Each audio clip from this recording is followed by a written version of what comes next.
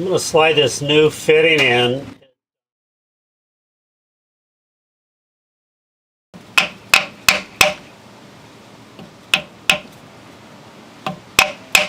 So this is my replacement suspension arm. You can see here's the one I cut off. It looks like the exact same product.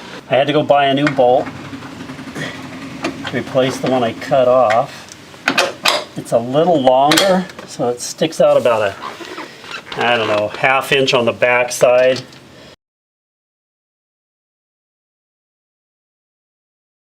That's 75/90 gear oil, and I'm getting ready to put the transaxle back in. I put a little bit of it right on the end of that. I added a little to the differential because it was below the seal line at least. I don't know how low it actually is.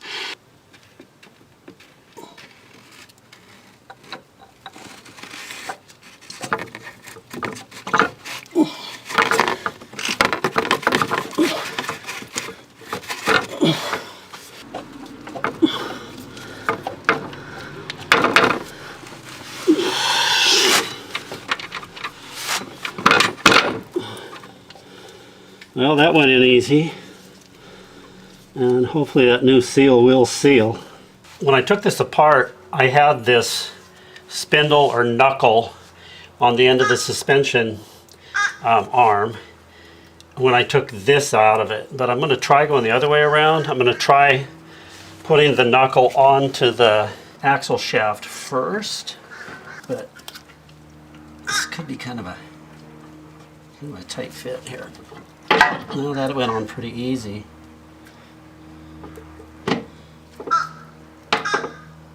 And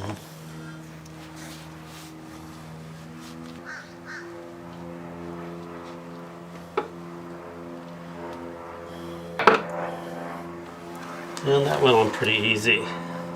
Yeah, that's kind of like the way it's supposed to be. I like it. The bolt through the knuckle where it goes onto the suspension arm is a 14 millimeter. It's got a washer on the back. I put just a little bit of WD-40 on these. I cleaned them up with brake cleaner. So next is this strut, next piece, and the bushing I added up here on the top. I'm going to slide that up in here. This just has 3 bolts.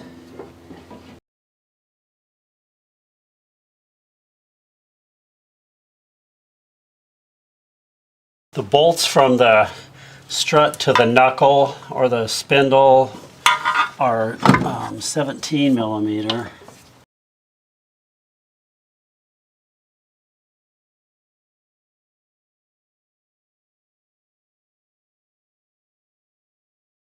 I found it was a little easier to get this pin started if I created a little more space between the brake shoe and the piston. But I'm using a 5/16 Allen wrench. I think this is metric.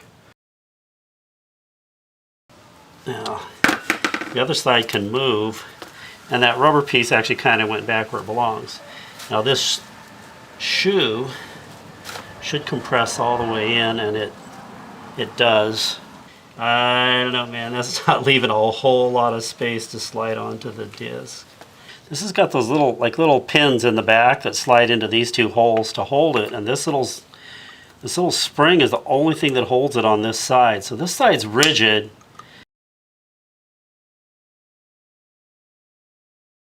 All right, so lessons in doing work after other people have done work. I put this back together the way it was when I took it apart, and I realized this piece was backwards.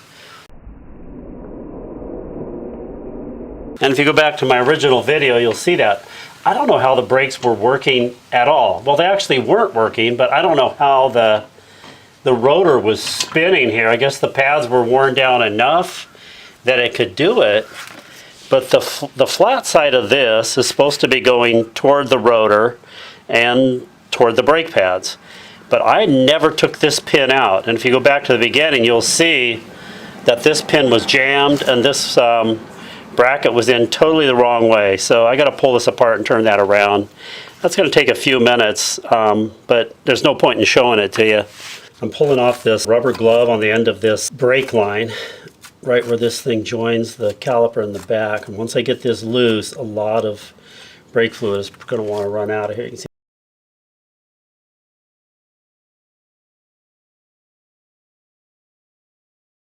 Looks like a lot anyway. All right, 14 millimeter. What have I got here? There we go. So all things considered, that went relatively well. And I'm going to just bring this around here. I know this is backwards from the way most people do this. Most people put that big bracket on first, attach it to this, but it was just easier to get to that brake line. The caliper does slide back and forth on the pins. So I think we're okay. Once I tighten that up, I think we're going to be all right. So the brake fluid level is down to minimum. I'm going to go and add some brake fluid. How many vehicles can you actually pump the brake and be the person who turns the bleed screw? That's the left side that I still need to do. That's the right side that we just did. So you probably can't tell, but the right side is a lot quieter. The steering is a lot tighter. And I have one brake that works. It actually pulls to the right pretty good when I brake. So definitely some progress.